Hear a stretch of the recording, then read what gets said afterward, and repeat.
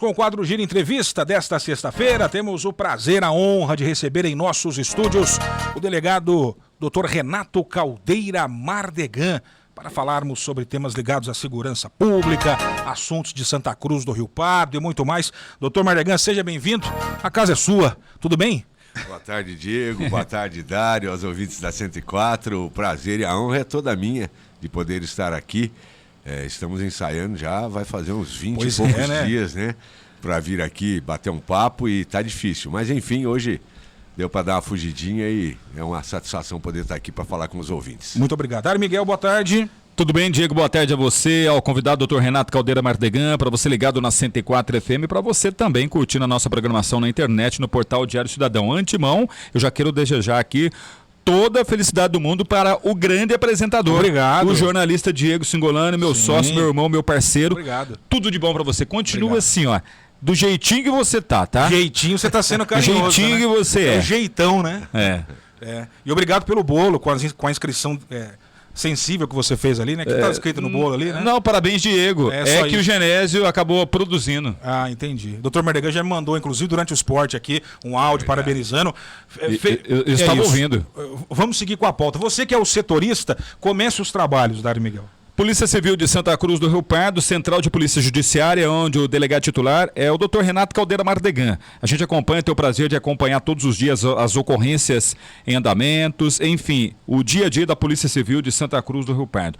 Doutor, agora recentemente teve a troca de comando, ou seja, seccional. Hoje uma mulher comanda esta pasta tão importante, né?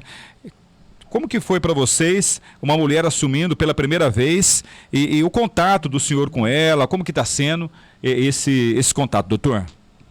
Então, Dário, é a primeira vez na história, né, da seccional de Ourinhos, uma seccional já antiga, com mais de 40 anos de existência, e é a primeira vez que uma mulher assume um posto tão importante como esse. Doutora Cristiane, nós conhecíamos assim de forma muito breve no trabalho que ela desempenhava na seccional de Tupã. Ela era delegada titular da Delegacia de Defesa da Mulher de lá e foi convidada a assumir aí o cargo administrativo de delegado seccional de Ourinhos. É uma delegada extremamente competente, de um conhecimento jurídico ímpar e veio para esse novo desafio.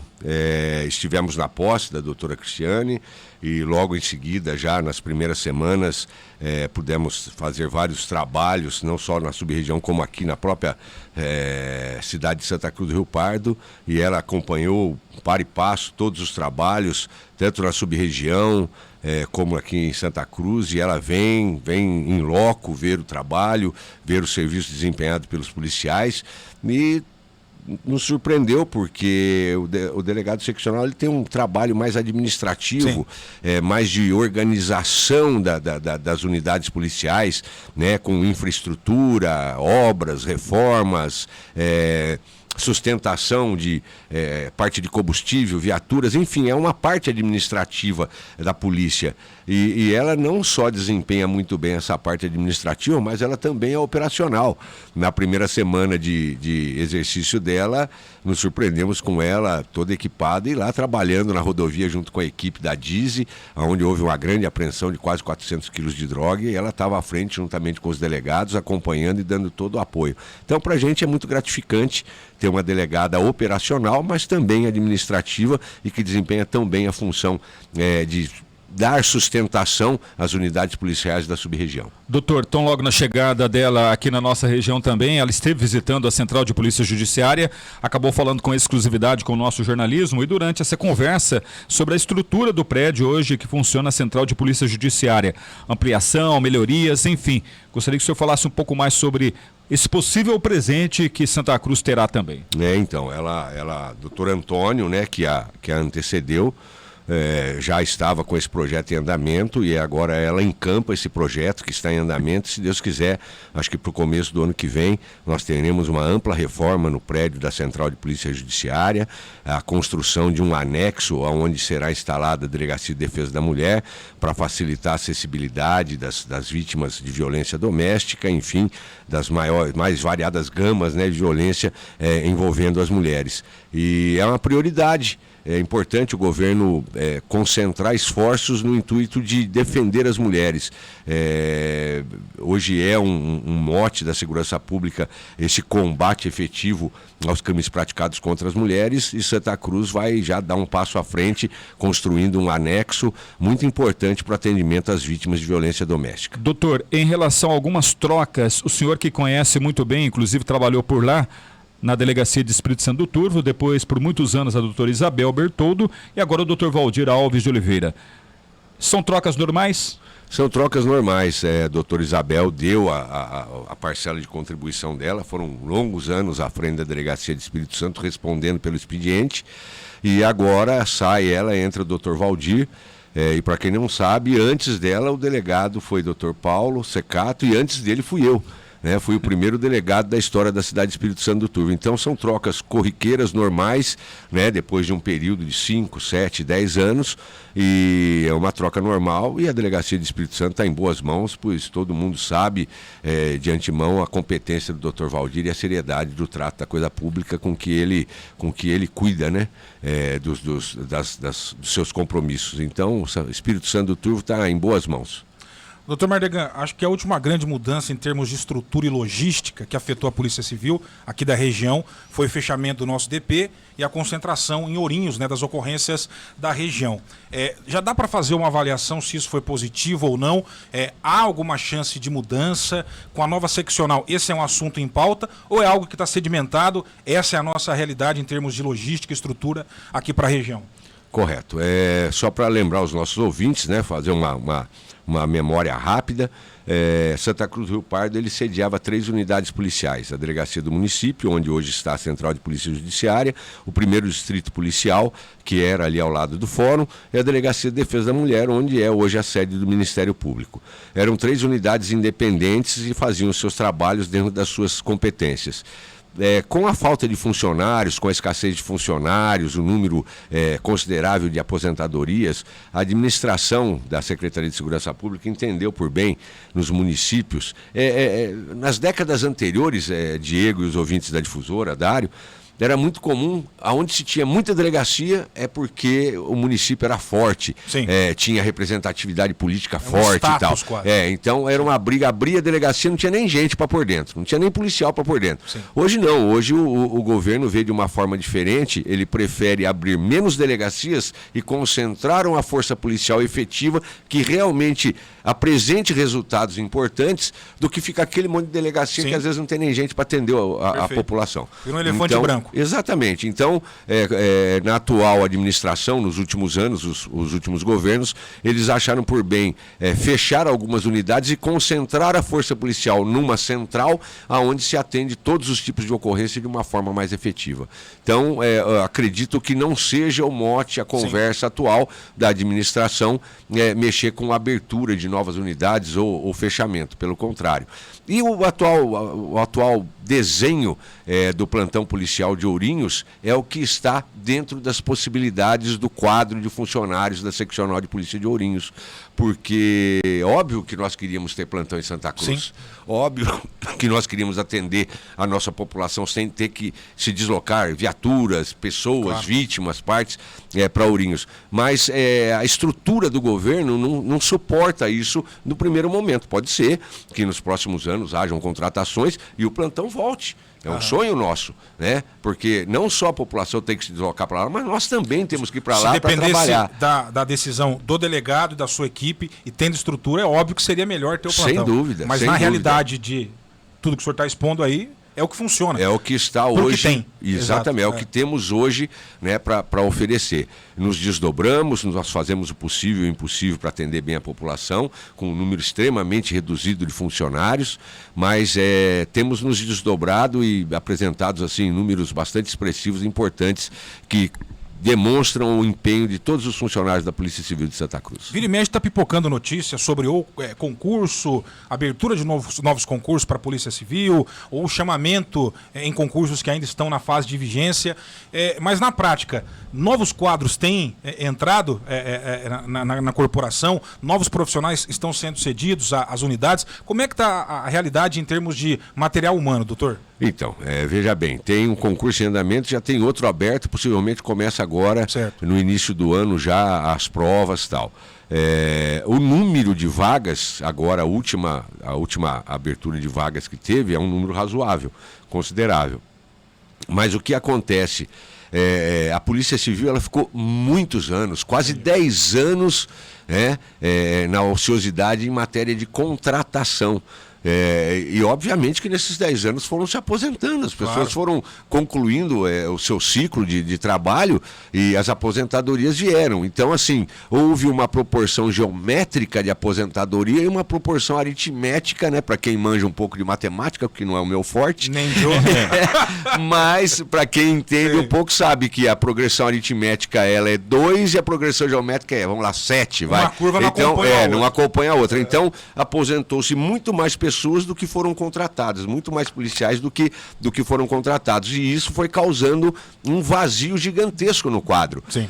Quando eu entrei na Polícia Civil no finalzinho da década de 80 para início da década de 90, o quadro da Polícia Civil ela tinha um efetivo de quase 38 mil homens. E hoje ela não tem 12 mil na ativa. 12 mil hoje. Você entendeu? Caramba. Então você veja, se naquela época, Sim, com 35 mil homens já era difícil, né? O atendimento já não era um exemplo, uma unanimidade em agradar, imagina agora com menos da metade uma do população efetivo. que, se não dobrou, está próximo disso. Exato, e aí vem a parte, né, da globalização, né? Você pega uma cidade como Santa Cruz, estive discutindo até com algumas autoridades do município recentemente, tem um trabalho muito forte aí para se discutir de 52 a 55 mil habitantes de Santa Cruz. Parar com essa história dos 48, de que os 47, porque isso não tem bate. É uma questão até lógica, você entendeu? De olhar os bairros da cidade,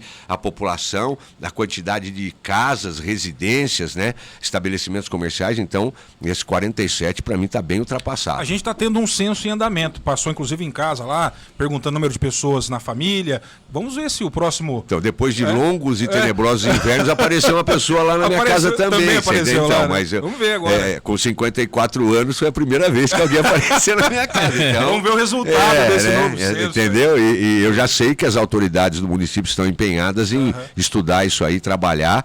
E quem sabe com esse trabalho de censo se demonstra a necessidade de um engajamento maior na parte da segurança, trazendo mais profissionais para a gente poder atender a contento a nossa população. Porque muda a realidade, né, doutor? A gente fala dessa Sem questão dúvida. demográfica, tem a ver com o perfil, inclusive, de criminalidade. Sem e dúvida. as estratégias que têm que ser desenhadas para esse novo cenário, né? E para isso você precisa... A base de tudo é a população de uma área. Claro. Né, para você desenvolver, preciso de mais saúde, preciso de mais segurança, mais infraestrutura.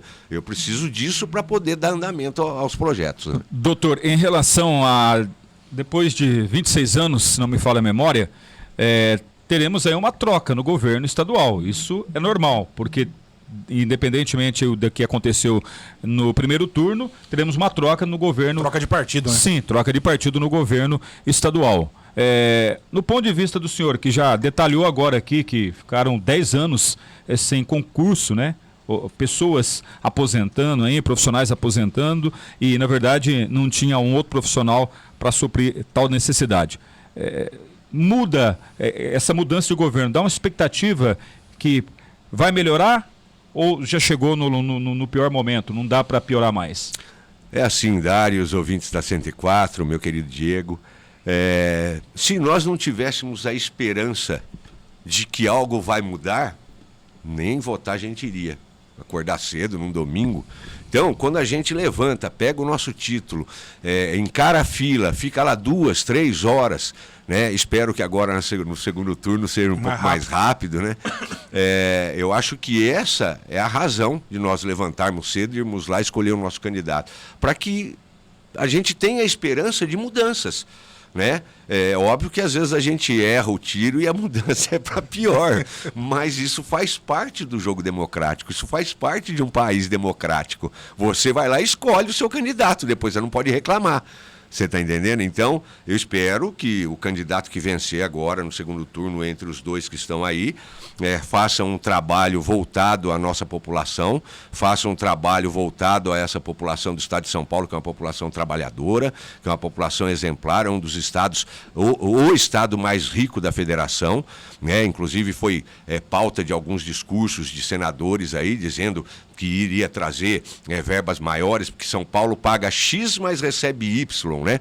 Então, enfim, a gente espera que o candidato que venha com boas propostas para saúde, infraestrutura e segurança. O povo precisa de segurança, o povo quer paz para poder trabalhar e ganhar o seu pão.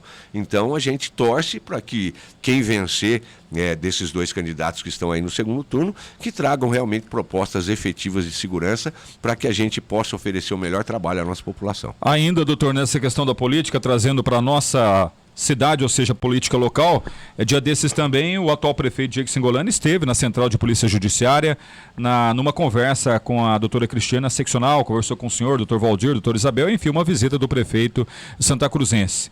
E uma parceria foi iniciada. Gostaria que o senhor falasse sobre essa parceria. Ela parou e agora foi retomada. Se é o suficiente também só o que a prefeitura está apresentando, está oferecendo para a Polícia Civil de Santa Cruz, ou pode melhorar? É o início, né, Dário? É o início da conversa, as portas se abriram novamente. Prefeito Diego Singolani é uma pessoa de uma capacidade, de uma articulação impressionante. Ele veio lá e recebeu a seccional, a delegada a doutora Cristiane, para mostrar que a Prefeitura de Santa Cruz é parceira, está do lado, e ele já se colocou à disposição para ajudar no que puder, né, com relação a essas obras que estão vindo aí para melhor atendimento do povo, porque eu não tiro a razão de alguns pensamentos de que a Polícia Civil, a Polícia Militar é uma responsabilidade do governo estadual. Acontece que eu vou dar um exemplo assim bem fácil para os nossos ouvintes entenderem. Um pai que tem 10 filhos, né, se ele não tiver a ajuda de os filhos mais velhos para ajudar os irmãos mais novos, né, a coisa não vai. Os filhos vão se perder. O governo do estado é um governo que tem lá seus quase 800 municípios para tomar conta, com vários encargos e várias obrigações. E nada mais justo do que o município, vendo a necessidade, às vezes, de algum setor do estado que está deficitário ou necessitando de ajuda, ofereça essa ajuda. Afinal, não vem ninguém lá de Bauru ou Campinas ser atendido aqui, e às vezes vem. Quem é atendido aqui é a população de Santa Cruz do Rio Pardo. Então, a municipalidade, percebendo isso, tendo essa sensibilidade, abriu as portas novamente, colocou a municipalidade à disposição para ajudar no que for possível a Polícia Civil de São Paulo, e porque é a população daqui de Santa Cruz que vai ali na delegacia pedir ajuda e procurar os serviços oferecidos pelo governo do estado. Então, nada mais justo do que a prefeitura abrir as portas, ajudar novamente e tentar ajudar a Polícia Civil a oferecer um trabalho de qualidade para a nossa comunidade. Em relação à Polícia Militar, há um instrumento legal, que é a atividade delegada, que está funcionando em Santa Cruz, que permite essa parceria e um investimento considerável. Há alguma coisa semelhante com a Polícia Civil? De que forma pode se dar, doutor, essa parceria da Polícia Civil com a Prefeitura em Santa Cruz? Existe um projeto que já está em vigência, porém não colocaram na prática ainda, que é uma atividade quase muito próximo da atividade delegada que é desempenhada pela Polícia Militar. Isso existe nos grandes centros, cidades maiores, já com a Polícia Civil.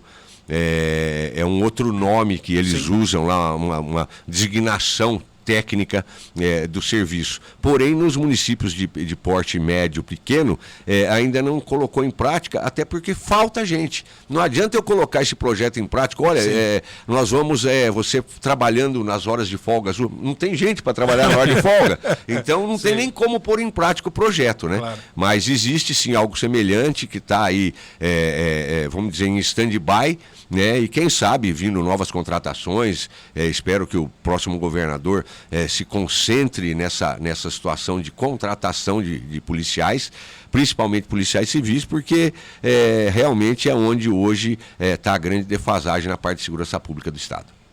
Dário Miguel? Em relação, doutor, a algumas ocorrências que a gente vem colocando sempre aqui na nossa programação, principalmente ocorrências de estelionatos. golpes e mais golpes em Santa Cruz do Rio Pardo. O senhor já falou muito sobre isso, a recomendação, a ganância, o atrativo aí para a vítima, infelizmente. Mas nos últimos tempos vem aumentando muito. A gente sabe que a Polícia Civil, a equipe aqui de Santa Cruz do Rio Pardo, solucionando alguns casos. Mas esse crescimento já chegou... Por onde começou esse crescimento, esse tipo de golpe? Por que Santa Cruz do Rio Pardo tem tantas vítimas, doutor? Não é Santa Cruz do Rio Pardo, é o Brasil todo. Nós tivemos recentemente uma reunião com vários colegas de outros estados, não só da nossa região, mas de outros estados. E a primeira coisa que se comenta é falar, nossa, como aumentou o número de ocorrências de estelionato. Eu percebi, e outros colegas confirmaram, que esses fatos começaram a ocorrer quando iniciou-se a pandemia, quando houve aquela orientação, né, de não sair de casa. Tudo bem, eu não vou sair de casa, mas e aí, como é que eu faço com as minhas coisas? Eu preciso comprar, eu preciso vender, eu preciso pagar contas, enfim, o métier, o dia a dia de um cidadão comum, né? E trabalhar, aí veio o jargão home office, agora eu trabalho na minha casa, né? Alguns serviços tem como, né? O serviço policial, por exemplo, não tem home office, né? Não tem como você prender pelo computador, né? Então... fazer uma live. Isso, para diligência. Se desenrolaram em N técnicas, tal. Hoje nós fazemos todas as audiências praticamente através de vídeo, conferência. Houve umas mudanças drásticas. Inclusive o país teve uma redução assim de gastos com escolta. Hoje tudo é online, né? Mas o que se percebeu nos golpes é que como o cidadão começou a usar muito a rede mundial de computadores, os bandidos perceberam que ali havia uma gama muito grande de potenciais vítimas. Você está entendendo? E aí foram lançados os mais variáveis meios de golpe, né? Na internet, os cavalos de Troia que já eram conhecidos, enfim, todas as artimanhas, os artifícios que um golpista usa, usando ali no computador.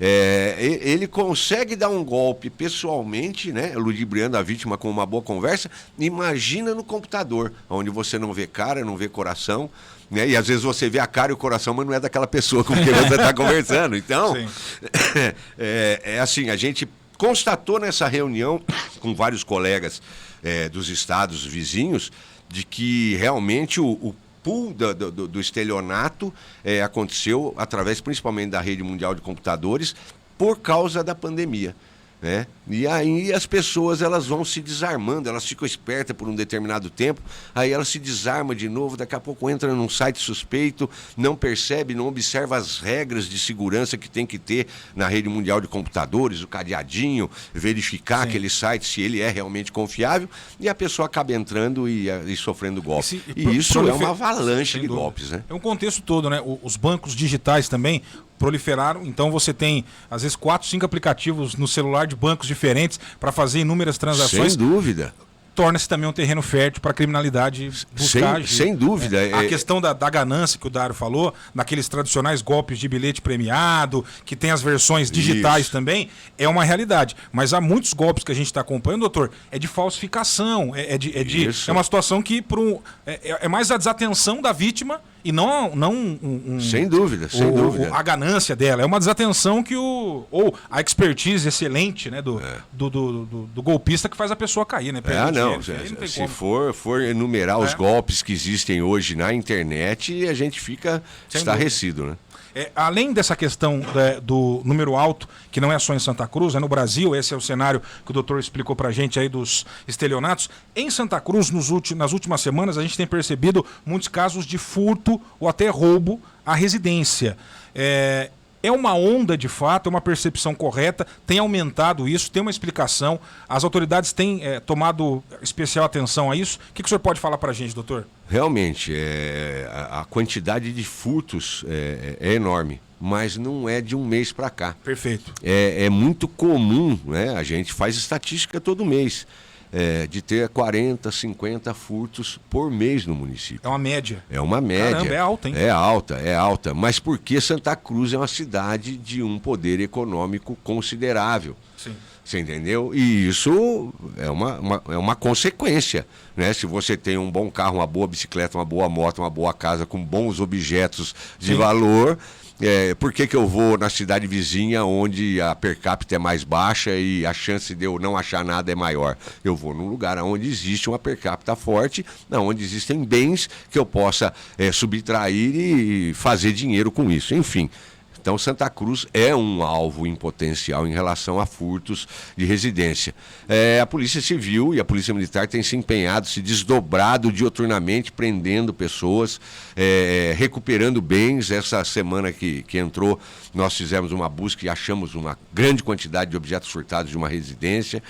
Infelizmente, você chega, né, parte dos bens já foram negociados com droga, enfim, para pagar dívida, mas a gente vai tentando e vai se desdobrando para tentar trazer um pouco de tranquilidade para a vítima que sofreu esse prejuízo. E nós temos feito dioturnamente, todos os dias, diligências, buscas incansáveis, pedidos à Justiça, pedindo ordem judicial de entrada e efetuando prisões. A maioria são casos ligados ao uso de droga?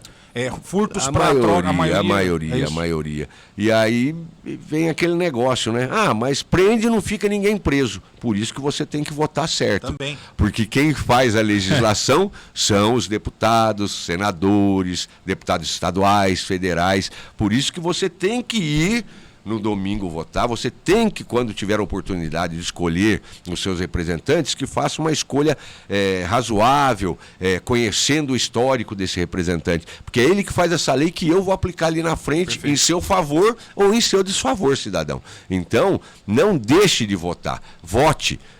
Perdi meu voto. Não, você ganhou o seu voto, você exerceu sua cidadania. Se você escolheu bem ou mal, as consequências você vai pagar daqui 4, 5 anos, quando ele fizer uma legislação ou uma lei que não venha ajudar você e sua família. Então, é uma engrenagem, né, que a nossa população precisa ver com esses olhos para essa engrenagem. Né? Entender a função de cada um. Exatamente. A função do legislador, a função do delegado, do policial, do juiz, do executivo. É importante falar sobre isso também para que as pessoas saibam, inclusive, de quem cobrar.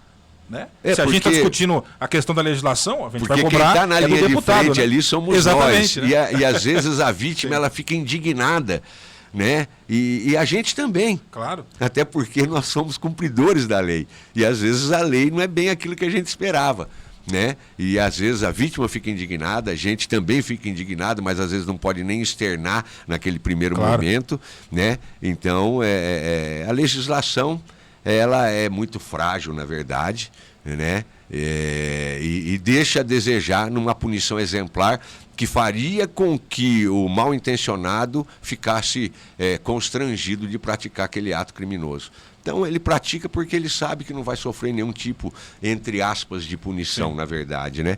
Mas estamos aí. Doutor... Vi esse final de semana, eu estava de plantão, vi uma pessoa sendo presa, né?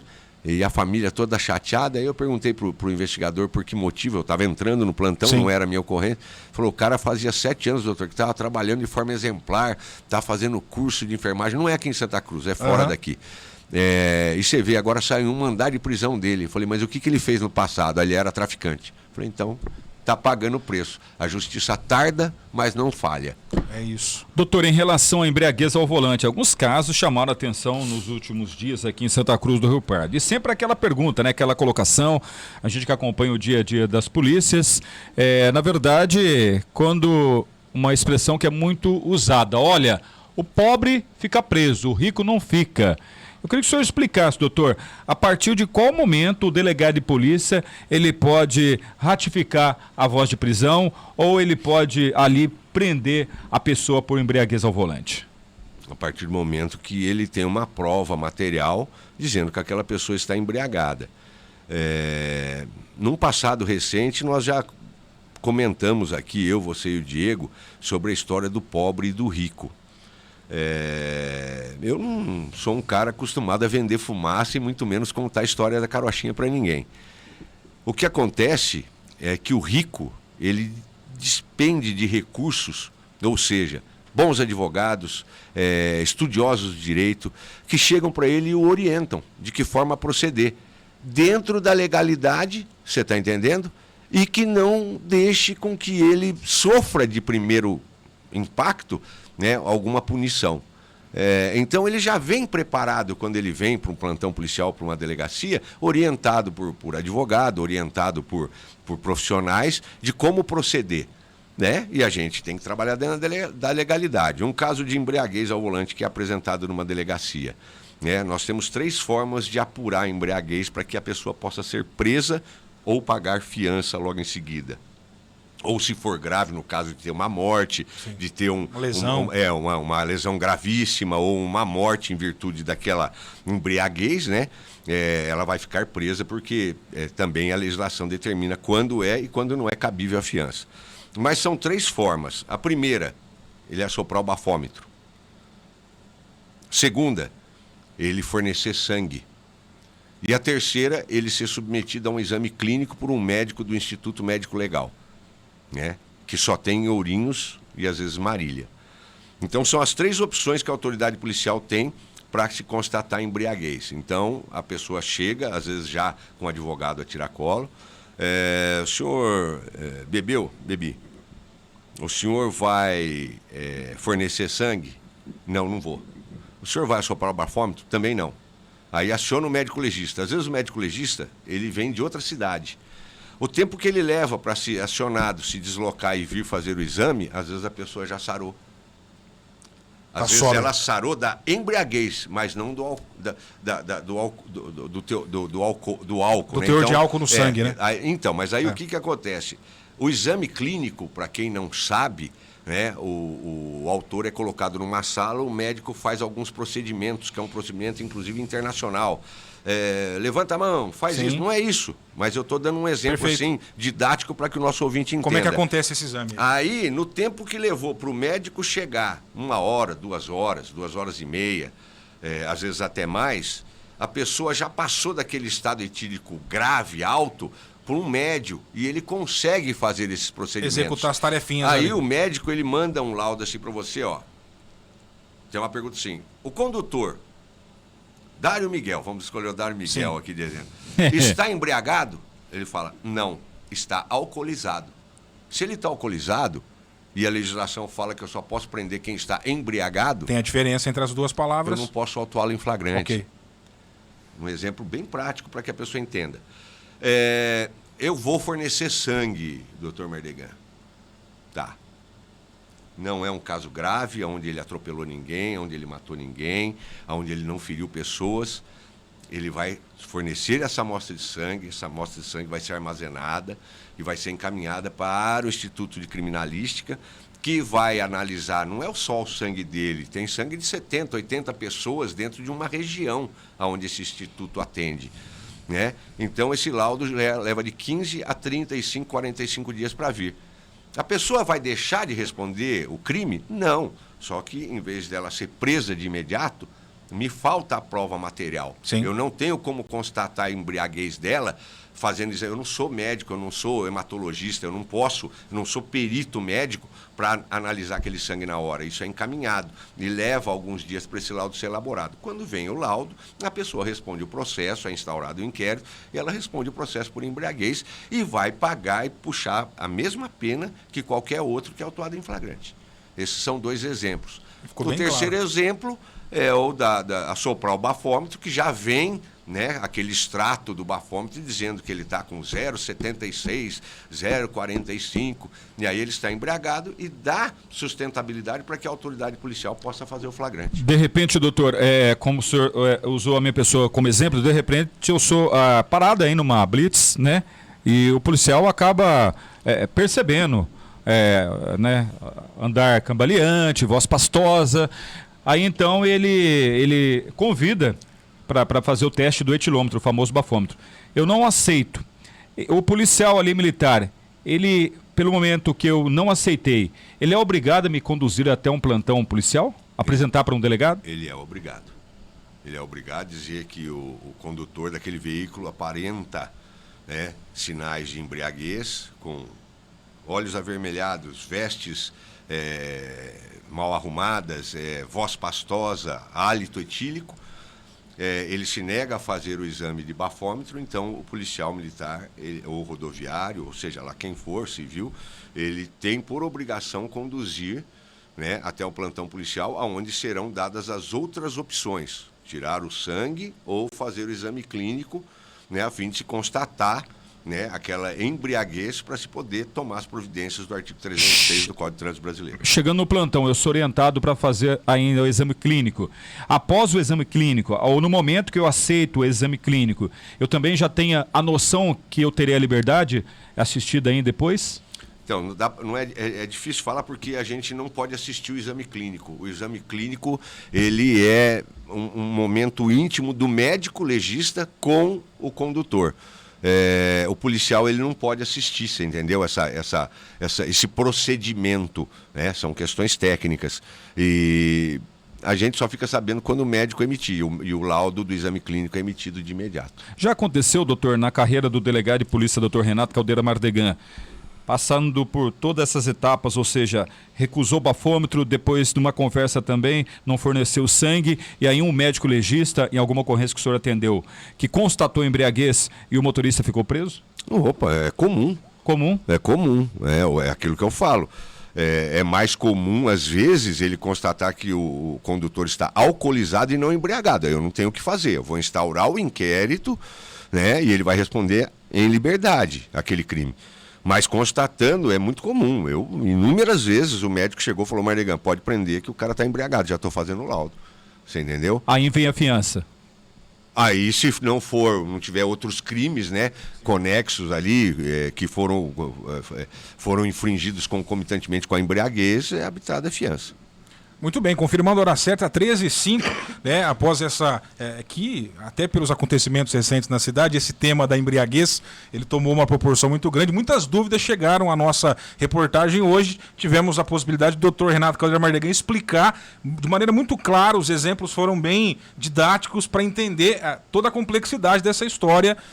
De novo, também não vou aqui ficar vendendo fumaça, gostei da expressão, né? A gente sabe como é que funciona o mundo, né? Mas existe a questão técnica, existe a lei, e no caso do policial, o delegado, ele vai aplicar também a legislação. É assim que funciona, né, doutor? Então, se eu pudesse, né? Se eu pudesse ter o poder divino de fazer o que eu acho certo ou errado, né? Eu não seria delegado de polícia. E o Palmeiras já tinha sido teria campeão. uma asa ou duas aqui nas costas, enfim. Mas eu quero só voltar e a gente vai encaminhar para o final. O Palmeiras seria campeão mundial. Tá vendo? Eu ia soltar essa. Pronto, você linchado, você sabe. Ainda bem que ele é o delegado, mas doutor Renato a gente Caldeira pode Mardegan. fazer essa piada porque a gente tem lugar de fala. Somos palmeirenses, vocês não podem brincar com o negócio de mundial. A gente pode, tá bom? Então fica na sua aí, Dário Miguel. Voltando só para a questão dos furtos à residência, qual é a orientação à população? Claro, a gente está alvo da ação do criminoso, da vontade dele, mas tem como se precaver algum tipo de rotina que torne a segurança da família e da casa mais segura? Com que tipo de situação que a gente tem que estar mais atento? Uma orientação, né, da Polícia Civil, através do delegado, nesse cenário de furtos a residências aqui de Santa Cruz, doutor? Milagre, Diego, Dário, os ouvintes da 104, não existe. Sem dúvida. Onipresença também não existe. A polícia não consegue estar presente em cada esquina, em cada frente de casa, ainda mais num município de tamanho considerado como de Santa Cruz. Existe um trabalho que é feito em alguns países do mundo da polícia comunitária, né? Da polícia do bairro. Sim. E como às vezes a gente não consegue ter a polícia comunitária e a polícia do bairro, a gente tem que se socorrer dos vizinhos, amigos, né? Mas o que eu vejo no meu dia a dia como policial é que o vizinho é geralmente brigado com o outro. Só tem briga de vizinho, é discussão, é som alto. Eu, graças a Deus, todos os meus vizinhos são excepcionais. E nós nos damos muito bem e um cuida do outro. Importante, né? Eu cuido da casa dos vizinhos, eles cuidam da minha e todo mundo se cuida ali porque é uma tranquilidade quando você sai. Um dia eu estava na frente de casa e eu vi o portão do vizinho aberto e ficou por longo tempo aberto e eu sei que não fica e não aguentei. Mandei um zap, falei: vizinho, o que está acontecendo que o seu portão está aberto? Está aberto, vizinho, não vi, cara. Então, Opa, já você tô fechando entendeu? aqui. Então eu já estou fechando, quer dizer, pode acontecer. Então, todo mundo ali se ajuda, se cuida, né? E eu gostaria muito que a cidade inteira fosse assim, mas a realidade é outra, né? Onde a gente vê muito mais briga de vizinhos do que amizade, companheirismo e parceria. Essa seria uma forma ideal. Uma vigilância comunitária. Ideal. Sim. Estou varrendo a calçada da minha casa, estou tomando conta de 6, 7 casas. Sim. Né? Eu sei quem são as pessoas que frequentam aquela casa, os filhos, sobrinhos, primos que vão ali. Os carros que costumam estar parados nessa rua. Exatamente. Tá ligado, né? Então, quando foge da normalidade é porque tem algo errado. Aí o cara vai procurar facilidade. O ladrão, ele procura, Diego e ouvintes da 104, facilidade. Certo? Então, se você facilitar, realmente você vai sofrer essa situação aí de ser furtado. Mas são as opções. Não existe forma mágica para evitar isso aí. Não existe polícia onipresente, não existe. O que existe é a possibilidade de uma vizinhança mais próxima, com um relacionamento de amizade grande e que um cuide do outro ali, não para fofocar, mas de forma bastante amigável e amistosa. Ou não só para fofocar. Também. Aproveita a fofoca, mas... Isso, e cuidar da vida dos outros. Literalmente. Mas isso, e da segurança da casa do vizinho. Então, não existe fórmula mágica. Lógico. São algumas formas aí que a gente vê em outros países que funcionaram, né? A polícia comunitária, a polícia de bairro e quando não da presença da polícia de bairro, a comunidade. Tem algumas ações em Santa Cruz, doutor. Inclusive, uma vez fiz uma reportagem para o Jornal Debate, lá no Jardim Planalto ou Bela Vista. Os vizinhos criaram um grupo no WhatsApp, justamente atentos à movimentação na rua, quem costuma frequentar, quem não, algum carro estranho. Tem alguma situação diferente, eles já avisam no grupo de WhatsApp. Até eu entrevistei um policial militar que era o responsável por organizar esse trabalho lá no Bela Vista. O Cabo Fernando, se eu não me engano, hoje sargento. Peço até desculpa, eu não vou lembrar o nome agora aqui. Não sei se esse trabalho continuou, já faz aí. Foi antes da pandemia que eu fiz essa reportagem, mas vai na linha dessa orientação que o senhor está dando. Inclusive, existe o CONSEG, que é o Conselho Comunitário de Segurança do município, onde as várias gamas da sociedade, Polícia Civil, Polícia Militar, Executivo, Legislativo e representantes de bairro se reúnem para achar melhor formas de coibir o crime dentro do município. Mas esses conselhos acabam não dando fruto. Não muita reunião, né? É reunião, mas aí a pessoa ela vem para resolver o problema dela e não da comunidade. Entendi. Viu? O cachorro do meu vizinho late demais. A tartaruga, o objeto, o obstáculo na frente da minha casa é muito alto e quando o caminhão passa faz um barulho. E aí desvirtua o objetivo do Conselho Comunitário de Segurança para resolver problemas pessoais, né?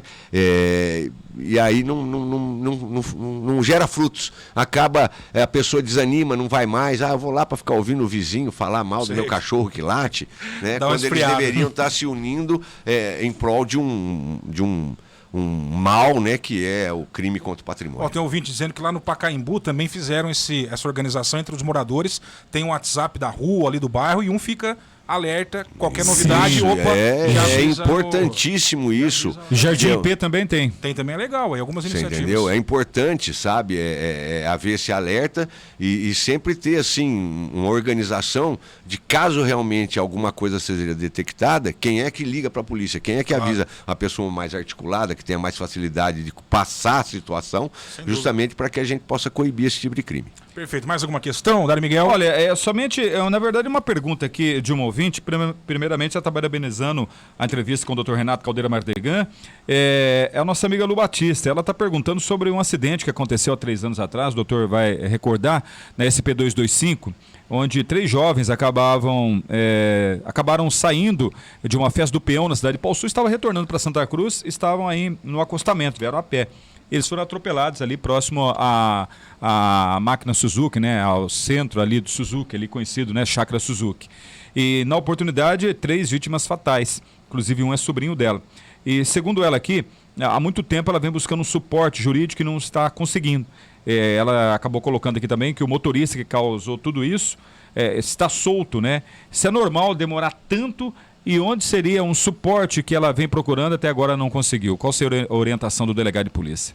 Então, eu precisaria ver o inquérito, se o inquérito correu aqui, se correu em Pau Sul, não sei em área de onde foi Santa aqui, Cruz. doutor. Não sei qual foi a conclusão do inquérito, não sei se foi comigo ou com algum outro colega. Ela teria que pegar um advogado e acompanhar, né? Pegar um advogado e ver o que é que aconteceu no inquérito, porque 3 anos realmente é um tempo considerável, né? O inquérito com certeza já foi concluído, né? Deve estar na justiça, e aí ela precisaria de um advogado realmente para acompanhar, se habilitar no inquérito policial, ele já deve ser eletrônico, né? E verificar aí a quantas anda e por que, né? Que não foi definido nada ainda. Mas eu acho estranho todo esse tempo aí sem qualquer tipo de decisão. Muito bem. Dr. Renato Caldeira Mardegan, convidado de hoje no jornal Giro de Notícias. Excelente entrevista. Passamos aqui por vários assuntos, muitas mensagens no nosso WhatsApp. Registrando aqui, ó, o André Santos mandando um abraço, o nosso amigo pro Dr. Renato Caldeira Mardegan, o Cidinho lá da Luiz Bronde. Estou adorando a entrevista. Parabéns aí também para você, Diego, pelo aniversário. Valeu, Cidinho. Mandando um abraço ao Dr. Mardegan. Domingos do Carmo também, adorando a entrevista, acompanhando com a gente aqui. Outra mensagem. É verdade... Eu entendi aqui uma ouvinte nossa, a Adriana. A Adriana é a esposa do Alface. Conhece o casal, né? Ela está dizendo sobre essa situação. A ideia é boa de ter um grupo de WhatsApp, os vizinhos cuidando da casa do outro, só que ela diz que às vezes o vizinho fica mais preocupado com a vida alheia. Ela dá alguns exemplos aqui que não vem ao caso, né? O Patrick Arada mandando um abraço ao Dr. Mardegan também, várias mensagens no Facebook, tá bombando. A Selma da Silva, Nair Costa, Antônio Pereira, a Lu Batista tá acompanhando também pelo Facebook. É isso. Mais alguma pergunta, Dário? Não tem a última pergunta, então, não. Dr. Mardegan, alguma última orientação, suas considerações finais, e muito obrigado pela sua presença conosco hoje, abrilhantando aqui o Giro de Notícias. Agradecer a oportunidade aí de poder ter vindo aqui. Tava difícil de vir, mas a gente a gente faz questão de estar aqui. É um papo de alto nível, principalmente os ouvintes sempre manifestando aí o contentamento de estar com a gente aqui no rádio. Eu gostaria muito de poder ter tempo de responder todo mundo, de orientar, de tirar dúvidas, enfim. Para mim é uma honra muito grande estar aqui com você, com o Dário. E mais uma vez parabenizá-lo aí pelo seu aniversário. Obrigado. Que Deus possa te abençoar, te dar muita saúde, muita felicidade. E estamos esperando você na academia. Você é um fanfarrão. Alô, você Marcelo não Furioso. Está cumprindo com as suas obrigações. É verdade. Certo? E não basta só ganhar dinheiro e depois não conseguir gastá-lo. Que intimado, hein? Ok? Que intimado, hein? Que puxão de orelha ao vivo, no Muay Thai, hein? Tá firme e forte? Eu estou firme e forte, com o dedo torto, mas estou... E aí, o dedo recuperou 100%? Tá 80%, então, mas consigo dar uns murros. Espero que não em mim, né? Quem sabe, né? Quem sabe, você voltando, né? Fazermos um treino lá. Então, o senhor está convocado e intimado a voltar. 1 hora por dia não atrapalha a carreira de ninguém, muito menos a agenda de ninguém, né? E não adianta você não ter saúde para desempenhar as suas funções do dia a dia. Depois dessa escovada ao vivo, eu agradeço a presença do Dr. Mardegan. Eu é que agradeço a oportunidade. Um abraço. Eu achei que ele ia falar, você está convocado para ir no jogo do Palmeiras. Ele me dá uma escovada dessa. Não, mas tá certo. Eu concordo com ele. Tá certo. Assina embaixo. Eu também concordo. Para ir no jogo, você é todo jogo, você entendeu? Né? Você não vai porque não quer. Chinelinho, né? Você não vai porque não quer. Você tem medo de chegar lá e sofrer fortes emoções, né? Valeu, doutor. Obrigado. Até a próxima. Um abraço. Tchau. Vamos confirmando hora certa.